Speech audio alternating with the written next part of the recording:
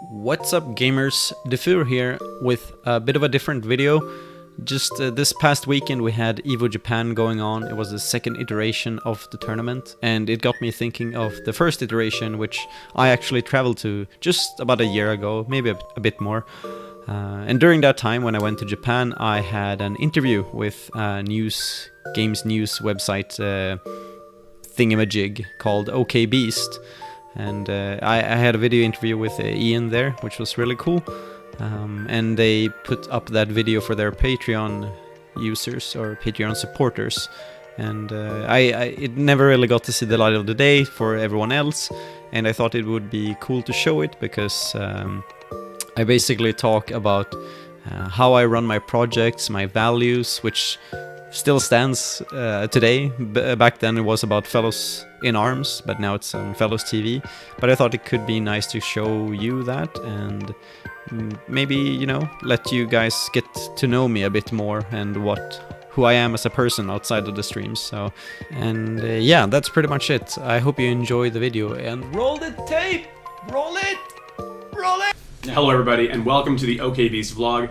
I'm Ian, or Ian Why Not on Twitter, and this is my friend Defur, or Dennis. There you go. So, I wanted to talk to you about, I guess, is it your favorite game or your most competitive game? I guess it's my currently favorite game, I'd say. I've been competitive in some games, but currently this is like my main focus area, Arms, that is. And it's been something I've been kind of passionate about the last 8 months, I think, now. Yeah. So, like, where did that all start? Because I know ARMS came out, and, like, I guess let's talk about how we know each other, right? Yeah.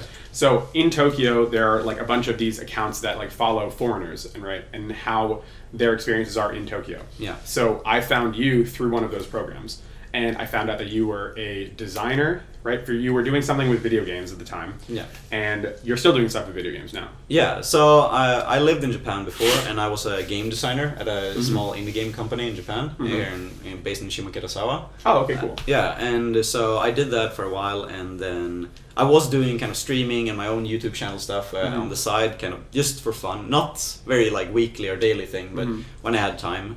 Creative outlet and all that. Yeah, exactly, outside of work. And then I moved back in April last year, and now I'm working at a game company as a QA in Sweden. Then. Oh, cool. And that's where you're from? Yeah, I'm from Sweden, yeah. I forgot to say that. Yeah, yeah, so I did that, and so I've been streaming a lot before, but not really focused. I did a bunch of JRPGs and just streaming when I played them.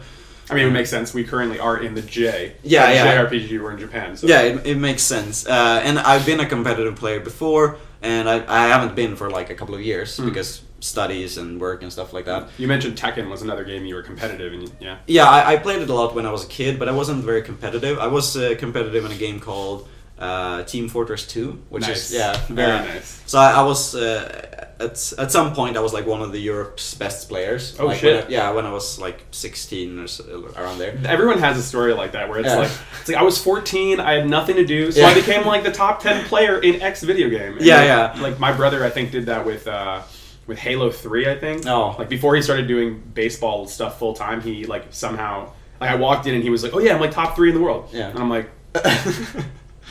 But that's actually way better because Team Fortress 2 never got that big, so... I feel it's still like consistently like doing really well though. Yeah, it has a lot of players, but it basically paved way for Overwatch, which is like huge now. So I was into that, and then I stopped because of studies, tried to get into StarCraft, got the carpal tunnel in both my arms. Oh god, no. So I stopped with that. You weren't Korean, that was the problem. No. Yeah, no, basically. No, but... so I hadn't done that for a while, and then when Arms, like the trailer for Arms came out, I saw the trailer and I instantly, I don't know what it was, but I just instantly decided like, this is going to be my game. I'm going to be like a community member, I'm going to base my stream around this, and I'm going to make a podcast about it. Dang, that's like a very like self-aware moment. You're like, I see that thing, you're like, yeah, that's my thing. Yeah, and I think the base of it was that it's a different game. No one will have experience in it, so there's like it's an easy. You're at the ground floor, I guess. Yeah, exactly. So I'm sense. at the same level as everyone else. I can just I was confident in my production level and like where I could do with design. I also am confident in your production level. Thank you. I would always say like I like all your graphic stuff. Like as someone who does like a little bit of graphical stuff on OKBeast, like I always look at your stuff and I'm like, I'm gonna do something like that, or like I'm gonna do something adjacent. I think that's how all creatives do it. Though. Yeah. I've had a bunch of inspirations too, but yeah, thank you for that. I think in the beginning, it's been really nice because I can control the stream brand as I want to. Yeah. There's not someone telling you like, hey, you have to look this way or do this thing. Or yeah, exactly. So there has been like a bunch of things that I'm not happy about, but I've been like, I've had the freedom to refine my own brand, and it feels really nice. Now it feels like a whole something. Yeah. So in the beginning, I just like I'm going to go with this minimalism, arms like black, yellow, and white, and just try to make it something. And then that's just where it started. Like I had my first podcast about the game 2 weeks before it launched. So and then. That was slowly like, grew and grew and grew to this thing, right? Yeah, exactly. So speaking about the podcast and the brand and all those other things, is we were talking earlier about like communities, right? Yeah.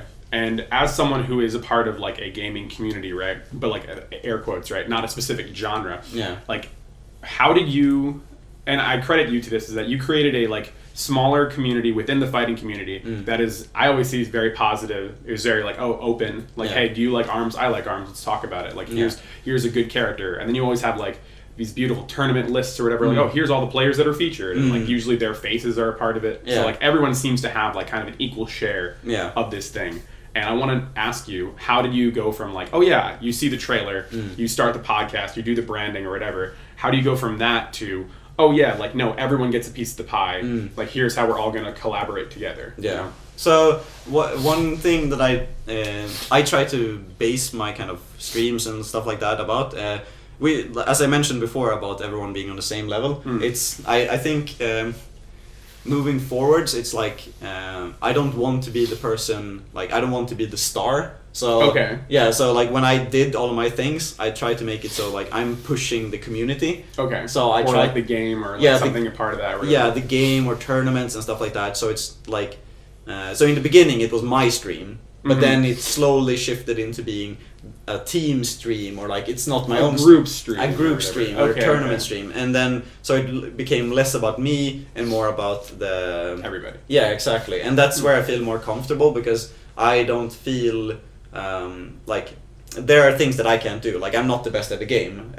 So I want to push people that are the best at the game. Hey, look at this guy. He's like really good. Yeah, exactly. And I really believe that when I first played TF2, I fell in love with it because it was just like the perfect mix of wackiness with like really cool physics and like how the dynamic of the matches and everything.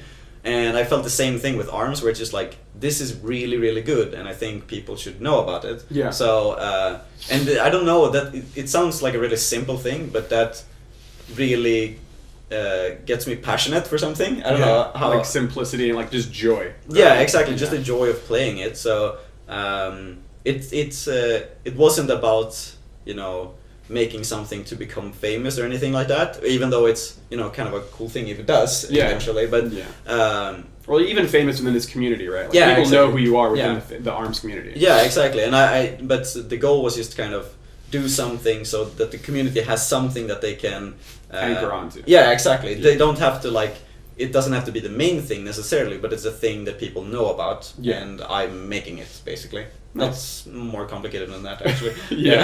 So last question is, if there's anyone out there who wants to start, because again, like I consider OKBeast to be like a insular, like or like quote unquote insular or like smaller version of a gaming community, right? Yeah. Do you have any advice for somebody who says, hey, I want to create my own thing, my own group, my collective, right? Do you have any advice for people that like want to do that sort of thing around a game or like whatever? I think that's a really difficult question, but I think I can answer it. But basically, I think that when I started with ARMS, and I kind of had that moment where I said, okay, I'm deciding I'm going to be a community, like a person that people know about. Yeah. I'm going to be one of the well-known people in it.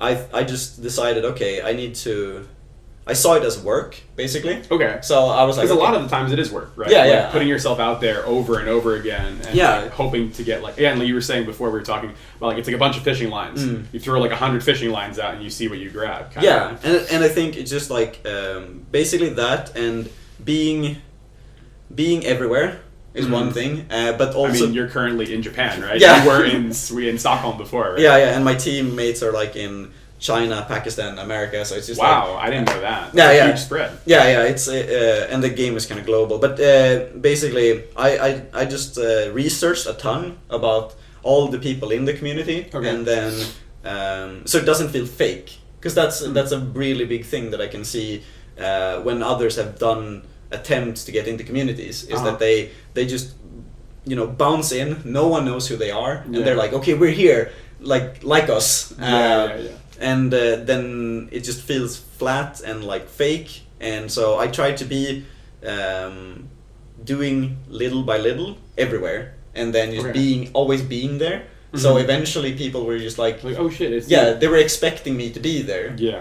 And then now it's just kind of like, now when I make a tweet, like most of the people in the community like retweet it and share it, and I like, oh yo, here's like my boy, he's doing this big thing. Yeah. Watch, Or like I've been making these tweets where it's just like I've been trying to be like I've listed all the players that went to Japan now, right? Yeah. So people are using my Twitter as like a information feed or news feed for the community, for the ARMS people, for the ARMS community. So I'm trying to like be the reliable kind of source of information in a lot of ways, like and that's different for every community. But an example would be like I speak a bit of Japanese, so I've been that definitely helps in this current situation. So I've been trying to be that person who like connects the Japanese community with the Western one, and doing so reliably. Like I'm not spreading false information or anything. Yeah. And in the end, like people kind of believe that, and that's it's a cool responsibility. So I've been trying to look for things that are interesting to like share. And eventually, I think that's just it. Being everywhere at the same time, trying to find your niche in how you can help people. Okay. Because if you help people, that's a good thing. It's not about pushing yourself, like your brand or whatever. Just helping people, and that will come back to you in some positive way. So, if I could translate that into like a smaller bit, right? Yeah. Is if you want to build a community, be a part of that community. Yeah. Or be a positive member. I guess it's like lead by example. Yeah. Right? Is be a positive member of a current community, be reliable, and then say, hey, here's this stuff that I'm making. If you want to be a part of it, come through. And if you already are interactive in said community, people will flock to that. Yeah. Cool. All right. Well, this has been an OKBeast vlog, and we'll see you next time. Bye. Hey, thanks for watching this video. Big shoutouts to OKBeast for allowing me to upload this interview. I love what they do. Their video essays are awesome, and everything that Ian does at that website. I just adore their style. So go check them out, and also if you want to keep track of what happens at Fellows TV, you should follow us on Twitter to keep yourself up to date. You can also join our Discord to talk to us directly. The Discord link is linked on Twitter, but that's going to be all for today. Thank you for watching, and see you next time.